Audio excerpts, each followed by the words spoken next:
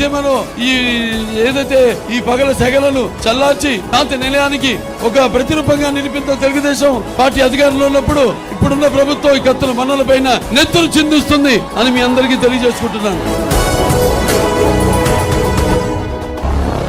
వెనకబడిన తరగతులు ఈ అధికారంలో ఉన్న పదవులకు దూరంగా ఉన్నారు, వాళ్ళందరికీ చెయ్యినిచ్చి అధికార పీఠం మీద కూర్చోపెట్టి గౌరవించిన అభినవ అంబేద్కర్ ఎన్టీఆర్.